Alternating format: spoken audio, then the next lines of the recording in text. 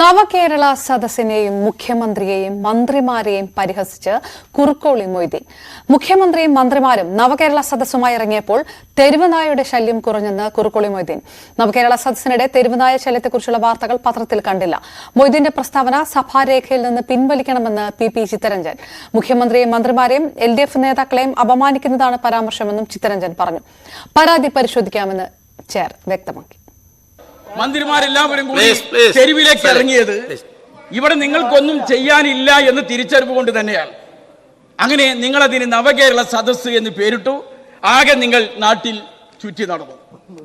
ഒരു ചെറിയൊരു ആനുകൂല്യം കിട്ടി. നിങ്ങൾ തെരുവിലേക്ക് ഇറങ്ങി മന്ത്രിമാരെല്ലാം കൂടി ഇറങ്ങിയപ്പോൾ 1.5 മാസക്കാലം തെരുവുനായന്റെ ശല്യമൊന്നും റിപ്പോർട്ട് ചെയ്തതായി കണ്ടില്ല. അങ്ങനെ ഒരു ആശ്വാസം കിട്ടി എന്നല്ലാതെ നിങ്ങളുടെ ഈ തെരുവ് നാടകം കൊണ്ട് എന്താണ് കേരളത്തിന് നേട്ടമുണ്ടായത്? സഭയിൽ ചേരാത്ത നിലയിലുള്ള ഒരു പരാമർശമാണ് അദ്ദേഹം നടത്തിയിരിക്കുന്നത്. തെരുവ് പട്ടികൾ എന്നുള്ള നിലയിലാണ് അദ്ദേഹം സംസാരിച്ചിരിക്കുന്നത്. സാർ, മന്ത്രിമാരെ കുറിച്ചും ഞങ്ങളെ കുറിച്ചും LDF-നെ കുറിച്ചും ആ വാക്കാണ് സാർ ഉപയോഗിച്ചിരിക്കുന്നത്. സഭാരേഖകൾ പരിശോധിച്ച് ആവശ്യമായ നടപടി സ്വീകരിക്കും. കൂടുതൽ വാർത്തകൾക്ക് മുൻപ് ഇടവേളയാണ്.